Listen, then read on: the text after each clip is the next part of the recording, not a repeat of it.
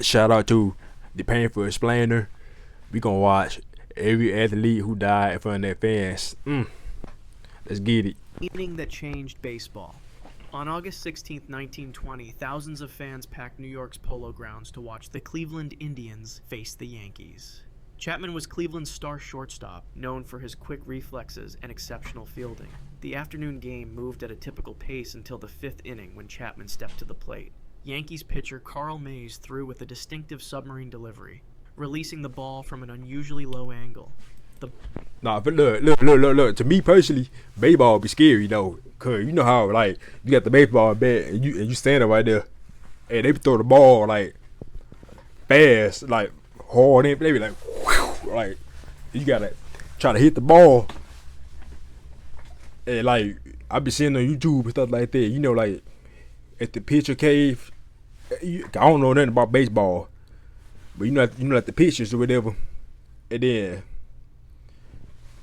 they practice throwing the ball or whatever, especially the one with the bat, and they got like the machine, it come out and it shoot out fast or whatever, and they gotta try to hit it. Man, I'd be scared. The ball hit my face or whatever, and this and this. Shoot, I knew a few people who played baseball or whatever. They got hit in the eye and the mouth or whatever.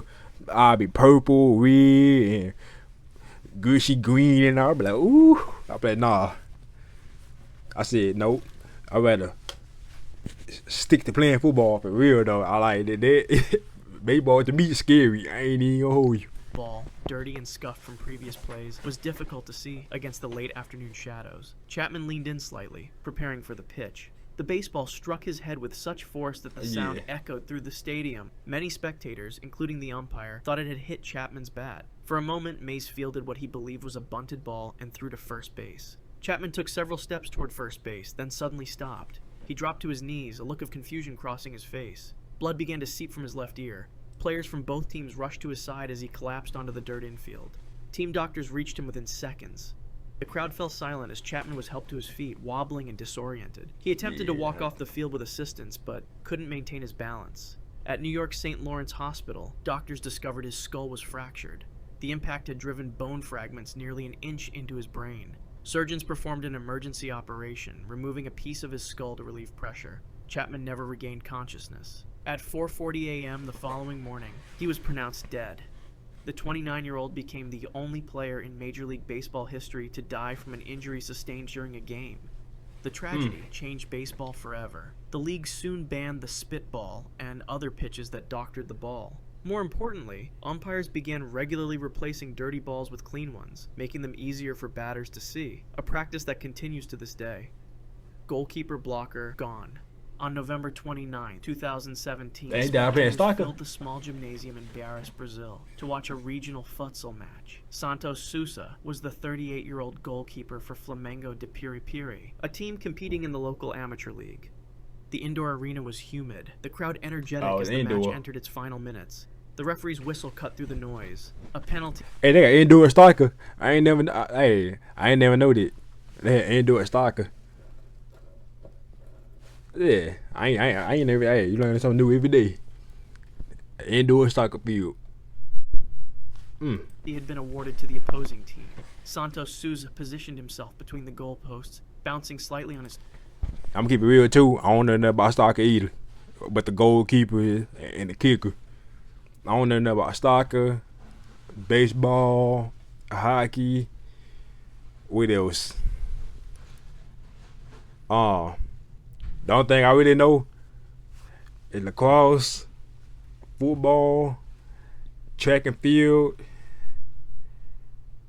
Sometimes basketball, because I don't really know nothing about basketball either. It's 50-50, but that you know, it's swimming. All you doing is just swimming back and forth. That's all you doing is swimming. I kind of want to go swimming now. I'm keep it real, but they go ahead and do it though. Toes. His teammates stood silent at midfield. The opposing striker approached the ball with measured steps. The shot came hard and fast, aimed at the center of the goal. Santos Sousa didn't dive. Instead, he stepped forward, making himself large, and blocked the ball with his chest. The impact was solid but unremarkable. The ball deflected harmlessly away. The crowd erupted in cheers. Santos Sousa raised his arms in celebration. His teammates rushed toward him, congratulating him on the crucial save. For a few seconds, everything appeared normal. Then, without warning, his expression changed. A look of confusion crossed his face. He reached out to a teammate, who caught him as his legs gave way. His body went limp as he collapsed to the court floor. Yeah. The celebration instantly. He probably hit him in the heart. Players from both teams. Yeah, the ball probably, you know how hard, like how hard the ball is at a certain speed, and he probably hit him in like he did in the chest area. So he probably hit him in the heart, like he probably hit that pressure in the heart. He probably gave up. Medical help. A team doctor reached him within seconds and began CPR. The gymnasium fell silent. Children in the crowd were ushered outside as the medical team continued resuscitation efforts. For nearly 20 minutes, they fought to restart his heart. Paramedics arrived and took over, applying a defibrillator. The electric shocks caused his body to jolt, but his heart showed no response. Despite their desperate efforts, Santos Sousa never regained consciousness. He was pronounced dead at the scene. Medical examiners later determined he had suffered sudden cardiac arrest, likely triggered by commotio cordis, a rare but fatal disruption of heart rhythm caused by a precise impact to the chest wall at a critical moment in the cardiac cycle. They got to see he got hit in the chest. Like, look, y'all don't understand. If you ever play sports, like if you're throwing a ball hard or anything, if the ball got speed to it, it's gonna be hard. You know what I'm saying? Yeah, maybe he threw the ball like a little soft, and it's not gonna be as hard, like the impact. But the ball hit him in the chest. Then his heart, or probably did hit him in the heart, cause dude. See, look, RIP to everybody in this video. RIP to everybody. Lightning sudden strike on the pitch. On October 10th, 2018, dark clouds gathered over Banyumas, Indonesia, as two local teams competed on a municipal football field. Raharja, a 35-year-old midfielder for FBI Banyumas, moved across the pitch with the confident stride of a veteran player. The weather had been threatening all afternoon, with humid air and distant thunder, but officials allowed the match to continue. In the 70th minute of play, light rain began to fall. Players glanced upward, but the precipitation seemed manageable. Spectators opened umbrellas as they continued watching from the sidelines. No one recognized the danger as the storm intensified rapidly. At precisely 4:17 p.m., a brilliant flash illuminated the entire pitch. The bolt struck without warning. Video footage later showed the lightning hitting just above the center of the field. Electrical current dispersed across the wet ground. Raharja, positioned near midfield, took the full impact. His body convulsed instantly and fell backward. For a moment, other players didn't realize what had happened, assuming he had slipped on the increasingly wet surface. Then someone shouted for help. Players from both teams rushed to his motionless form. Raharja lay perfectly still, his jersey smoking slightly from the intense heat. Medical staff reached him within seconds. His pulse was weak and erratic. Burns marked his chest and left shoulder where the current had entered his body. The rain intensified as paramedics performed CPR on the muddy field. An ambulance arrived 7 minutes later. Raharja was rushed to Banyumas Regional Hospital as teammates and spectators watched in stunned silence. Inside the emergency room, doctors found severe internal damage. The electrical current had caused severe disruption to his cardiac rhythm. Despite aggressive resuscitation efforts, including repeated defibrillation and emergency medications, Raharja's heart could not be stabilized. The electrical burn pathway had created irreversible damage to his cardiac tissue. At 5:42 p.m., just 85 minutes after being struck, Raharja was pronounced dead. Meteorologists later confirmed the bolt had delivered approximately 300 million volts of electricity through his... Damn! 300 million volts through his body? Yeah, game over. Game over. Body, far more than any human could survive. The platform dive gone wrong.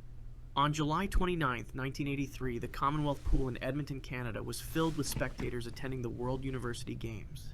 Chalabashvili, a 21-year-old Soviet diver, was considered one of the most promising talents in the sport. His specialty was the 10-meter platform, where he regularly executed... Look, another thing about swimming too, all that diving out the board. I ain't doing none of that. I'm just gonna get straight in the pool like normal. You gotta do all that big flip and all that sideways diving. Like, no, I ain't doing all that. I'll be too scared for all this. Especially anything with height, you gotta jump down. Doing tricks, nope, nope. Dives of the highest difficulty with seemingly effortless precision. For his fourth dive of the competition, Chalibashvili prepared to attempt a reverse 3.5 somersault in the tuck position. Yeah, one of the most challenging dives in the sport. He stood at the See edge what I'm of the talking about? platform, concentrating intensely. The crowd fell silent as he began his approach. His takeoff from the platform appeared normal. He gained appropriate height and initiated his rotation. But something went wrong in midair. Chalibashvili's body opened up slightly too early from the tight tuck. Critical error threw off his rotation speed. As he descended toward the water, it became clear he wouldn't complete the required rotations. Instead of entering the water vertically, Chalibashvili struck the back of his head directly on the concrete platform. The sound of the impact echoed through the suddenly silent arena. His body fell limply into the pool. Blood immediately clouded the water around him.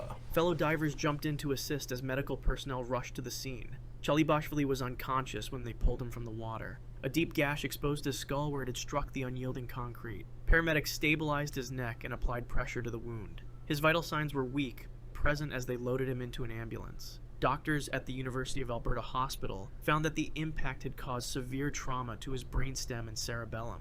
Chalibashvili was placed on life support in the intensive care unit. For 9 days, he remained in a deep coma, showing no signs of neurological activity. Despite aggressive medical intervention, the damage was irreversible. His brain had been critically injured at the moment of impact. On August 7, 1983, Sergei Chalibashvili's heart stopped beating. He died without ever regaining consciousness. His promising career and young life ended by a split-second miscalculation. Collision with the machine. On February 22, 1992, the crisp mountain air of Les Arcs, France, was filled with anticipation as athletes prepared for the speed skiing competition at the Albertville Winter Olympics. Bochetai, a 27-year-old Swiss competitor, was among the favorites in this demonstration sport, where skiers regularly exceeded 125 miles per hour down specially prepared slopes. The morning was perfect. I got the crazy thing is too. I actually want to go skiing. I ain't never tried it. I could have me. I like the snow, so I like cold weather. For whatever reason, I like cold weather. Cause I like getting cozy, and you know what I'm saying. I like getting warm and cold weather. Even though I like cold weather, but I just like the vibe. I want to go skiing. I ain't finna do all that crazy going on them big old hills and something like beginner level. If it's a thing, ski at the beginner level, and alright, yeah. For training. Clear visibility, firm snow conditions, minimal wind. Bochetai and several teammates decided to take a warm-up run before the day's official practice. They set out on a marked trail adjacent to the competition course, building speed gradually as they descended. Bochetai accelerated into a gentle depression in the slope, his body in the aerodynamic tuck position that speed skiers use to minimize wind resistance. His specialized suit and helmet were designed for maximum velocity. At approximately 68 miles per hour, he approached a small rise in the terrain. As he crested the hill, Bochetai had no time to react. Snowcat, a large machine used for grooming ski slopes, was parked directly in his path. The machine had been maintaining a service road that man.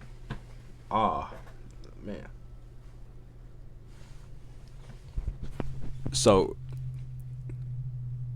man, boy, hey, you thinking about it? Cause how fast he going? And then he on. Yeah, about that. See, you probably see, look, they about to stay home, bro.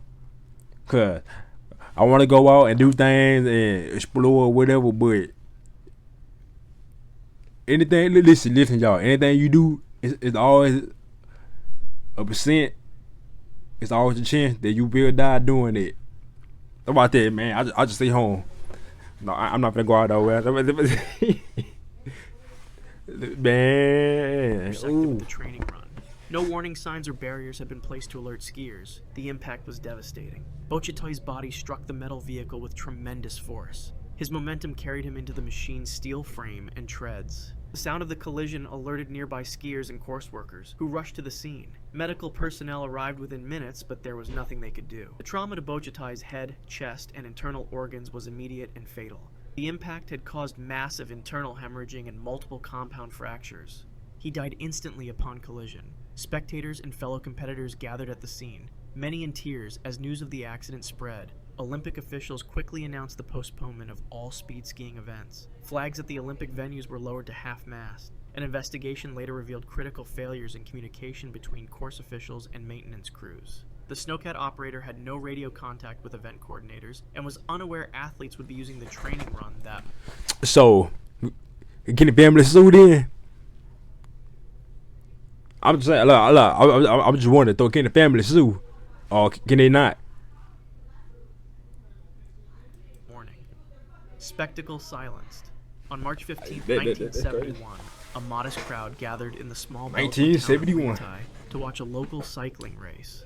Montserrat, the reigning world champion, stood out immediately in his distinctive rainbow jersey, the coveted garment awarded only to world champions. At just 22 years old, he was already considered one of cycling's brightest stars.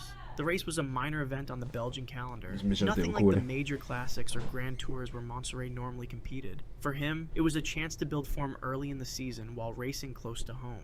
The 10-kilometer circuit wound through narrow country roads lined with spectators enjoying the first hints of spring. Montserrat quickly established himself at the front of the race. His powerful pedal stroke and perfect... Nah, I ain't gonna lie, that's true. Now I want to go biking.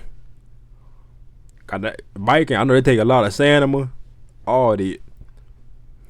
I just love riding bikes, bro, all the time.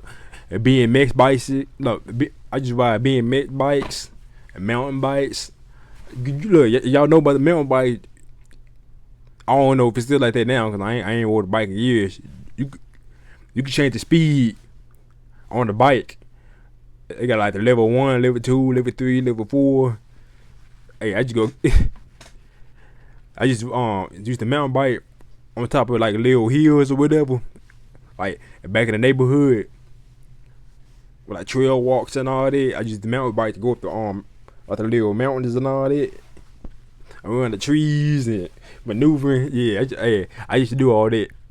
Good time. Positioning in the peloton made him easy to spot, even without the distinctive jersey. As he approached the 4th kilometer of the course, he was riding confidently near the front of a small breakaway group. The road ahead appeared clear. Race marshals had blocked most intersections, but not all local residents had been properly notified about road closures. A small British-made car suddenly appeared on the course, driven by an elderly man who was unaware of the ongoing race. The vehicle moved directly into the path of the oncoming cyclists. Other riders swerved frantically. Montserrat, positioned on the outside of the group, had nowhere to go. His bicycle struck the car's front bumper at approximately 30 miles per hour. The impact launched him over the handlebars. Montserrat's body hit the windshield before being thrown onto the asphalt. His helmet, basic leather protection by modern standards, provided minimal protection. Spectators screamed as they witnessed the world champion lying motionless on the pavement. Blood pooled beneath his head. Medical assistance arrived within minutes. A doctor from the crowd immediately began resuscitation efforts as race officials radioed for an ambulance. Despite their desperate attempts, Montserrat's injuries were too severe. The impact had caused severe trauma to his skull and cervical spine. At 4:15 p.m., less than 30 minutes after the collision, Jean-Pierre Montserrat was pronounced dead at the scene. The rainbow jersey, cycling's most prestigious symbol, was stained with the blood of its youngest champion. Olympic heat miscalculation. On July 14, 1912, spectators gathered along the marathon route of the Stockholm Olympics. Lázaro, a 21-year-old Portuguese runner, was among the 68 competitors prepared to tackle the 26.2-mile course. The weather conditions were unusual. Damn, 26 miles? Hold on. Look how far they had to run. Hold on. Competitors prepared to tackle the 26. I'm guessing they started right here. Or they started. Hold on. They didn't start. Okay, ain't got nothing over here. We got like a little town or whatever.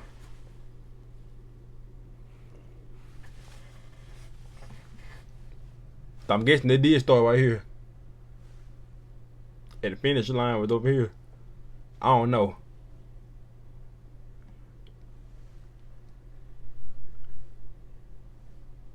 Hey, that's a lot of money. Jogging or whatever. Course.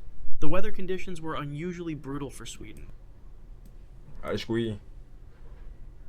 Alright. Temperatures reached 89 degrees Fahrenheit with high humidity and no cloud cover. Before the race, Lázaro made a critical decision based on faulty medical understanding of the time. He covered large portions of his body with a thick layer of suet, animal fat typically used for cooking. This was common practice among some athletes who believed it would prevent sunburn and reduce water loss through the skin. At 1:45 p.m., the marathon began. Lazaro started conservatively, settling into a steady rhythm as the pack made its way through Stockholm's streets. Spectators noted his determined expression as he passed the early checkpoints. For the first 10 kilometers, he appeared strong and composed. As the race progressed, the temperature continued to climb. By the 25-kilometer mark, many runners were showing visible signs of heat distress.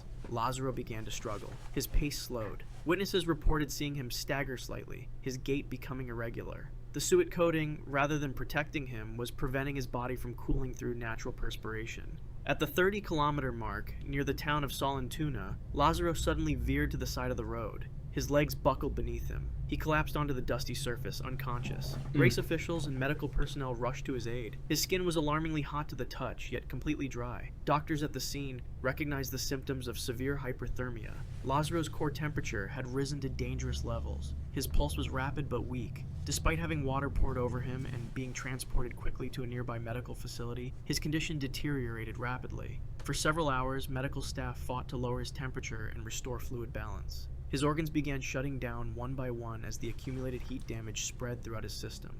His heart, already strained from the race, could not sustain the additional stress. At 7:30 a.m. the following day, Francisco Lazaro died without regaining consciousness. He became the first athlete to die during competition in the modern Olympic Games. The autopsy revealed extreme dehydration and electrolyte imbalances that led to multiple organ failure. If you want to see more... That's crazy. That's crazy. He died running. I'm about to say, listen, if you go run, I'm about to say, cause like, I used to run or whatever. I ain't do all that, like running 26, 30 miles. No, I ain't do all that. Hold on real quick. Yeah, I ain't do all that though, but yeah, I used to run whatever. And especially like we be practice or whatever. We'll practice, but it need to be like, okay, sometimes it get hot or whatever, but we ain't doing too much. You know what I'm saying? Like we just run in a little bit or whatever, like scratching, get our jog on or whatever. But some people, they be overly determined. It could be a heat wave outside. They be like, oh yeah, I gotta get to work out there. I gotta win. I gotta prove everybody wrong. Listen, it's okay to back down a little bit. You know what I'm saying? It's okay to back down a little bit. But OIP to everybody. And I'm out.